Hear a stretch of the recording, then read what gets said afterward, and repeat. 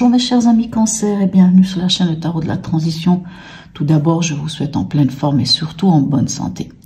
Nous allons effectuer le tirage de la semaine qui va aller du 27 février au 5 mars.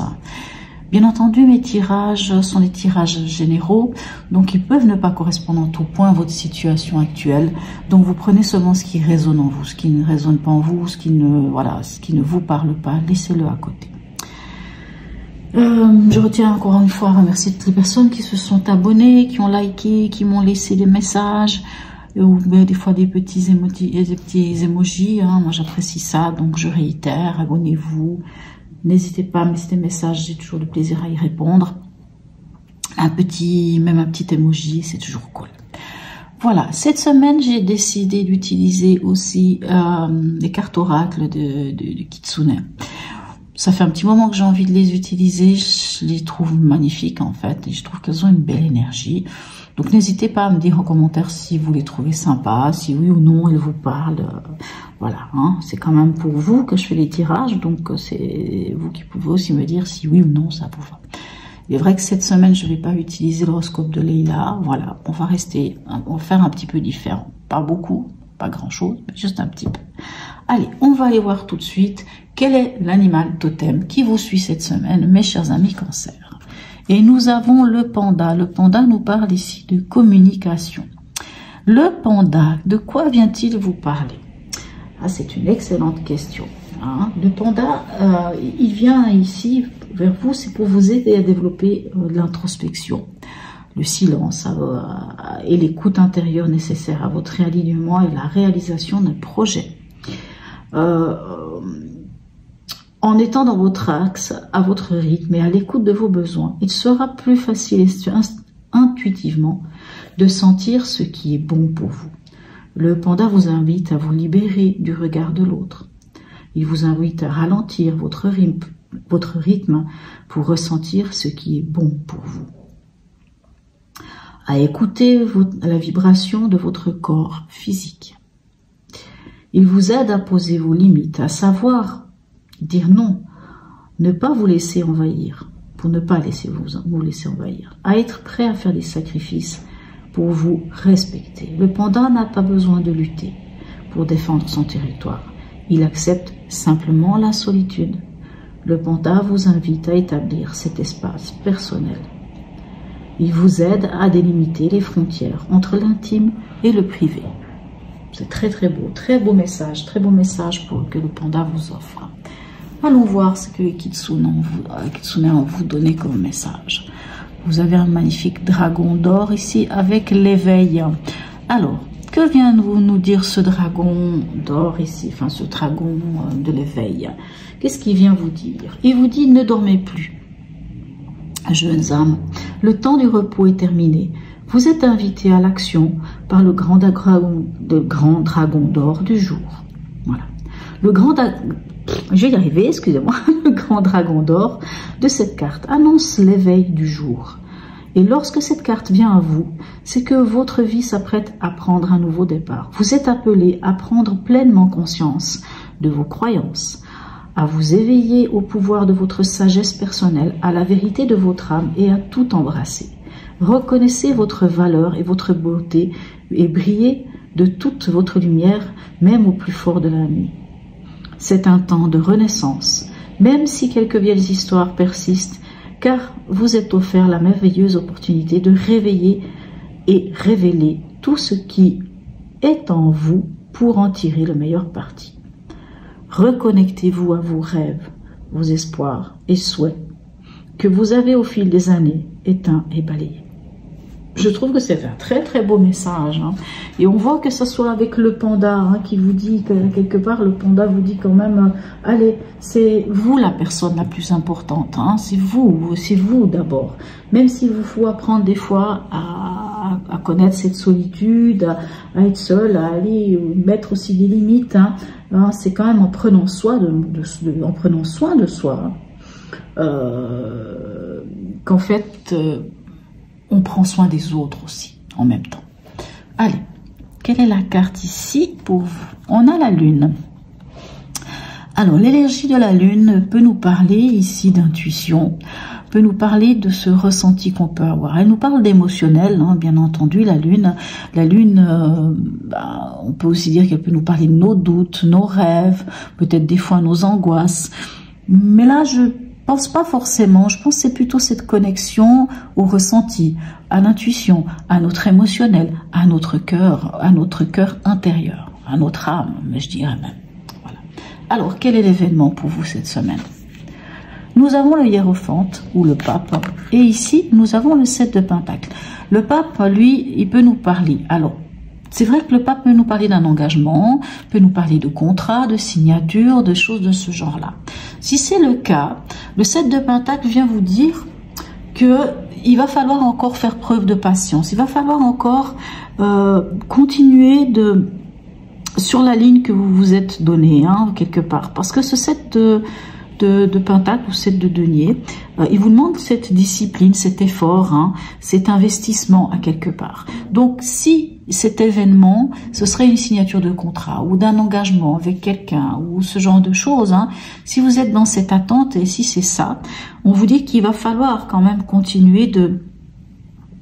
Voyez, hein, cette patience, cette discipline, cet effort, on peut pas s'arrêter maintenant.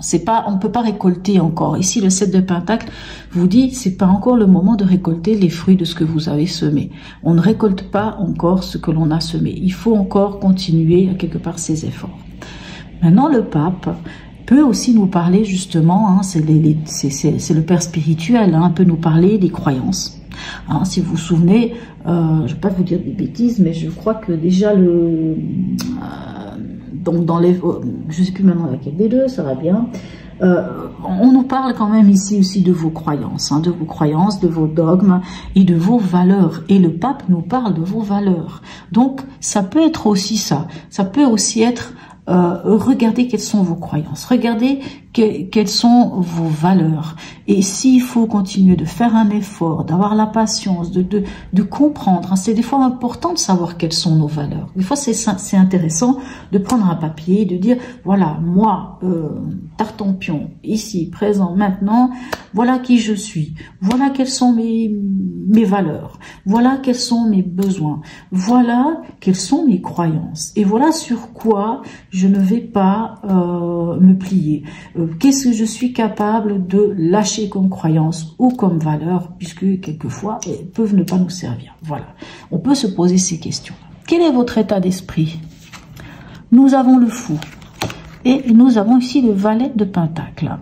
Alors, votre état d'esprit avec le fou ou avec le mât, c'est de vous libérer. Ça peut être vous libérer de quelque chose. Ça peut être aussi cet état d'avoir envie d'avancer, d'avoir envie de tout recommencer à zéro, de partir à l'aventure. Hein. C'est un nouveau départ, c'est un recommencement. Et ça peut aussi être, je vous dis, vous libérer de quelque chose. Surtout qu'on a le valet de Pentacle, on reste dans les Pentacles. Le valet de Pentacle, c'est ce qui est concret. Le valet de Pentacle peut aussi résonner ici avec le hiérophante, puisque le hiérophante ou le pape peut nous parler, en dehors des engagements, peut nous parler aussi de formation. On peut être en face de quelqu'un qui va nous apporter quelque chose, un maître, un guide, j'allais dire un maître d'apprentissage, je trouve pas l'autre mot, mais une personne sur qui on peut compter, par exemple. Et c'est vrai que le valet de Pentacle, c'est aussi quand on a découvert quelque chose qu'on a envie d'apprendre. Hein. On a le valet, il apprend à devenir il est valet pour devenir après chevalier, vous voyez. Donc il est dans cette forme d'apprentissage. Et avec le valet de Pentacle, c'est ça. On est dans cette forme d'apprentissage ou de découverte, hein, de quelque chose dans la matière du concret ici, puisqu'on est dans le Pentacle. Quel est le conseil? Alors, on a le diable et on a le 10 des épées. D'accord. Si vous vous souvenez, ici, dans votre état d'esprit, j'ai parlé du fou en disant on peut avoir envie de se libérer de quelque chose. Ici, le diable peut nous parler de ça. Le diable peut nous dire, ben oui, sans doute qu'il y a quelque chose à faire. Vous savez, le panda vous dit d'être capable de prendre ce temps pour vous, de prendre soin de vous, de regarder au fond de vous ce qui se passe, à poser peut-être vos limites, hein, à savoir poser nos limites. Ici, avec le diable, ça peut être ça aussi, puisque le diable Alors oui, le diable peut nous parler de vitalité, de force, peut nous parler de désir, peut nous parler de toutes ces choses-là aussi qui sont très positives, comme l'argent aussi, puisqu'ici on parle quand même d'argent. Mais le diable nous parle aussi de tous ces liens qui sont en déséquilibre. C'est-à-dire, je donne un exemple, ça peut être totalement, ça peut être avec d'autres personnes, admettons un patron, quelqu'un dans la famille, quelqu'un qui vous domine, quelqu'un qui... il y en a un qui est dominé, il y en a un qui est sacrifié, à quelque part. On peut dire ça comme ça avec le diable, par exemple. Mais ça peut être aussi vous, c'est-à-dire on peut avoir une dépendance, quelque chose, dépendance affective, on peut avoir un fonctionnement aussi, un fonctionnement qui fait que ça nous empêche d'avancer.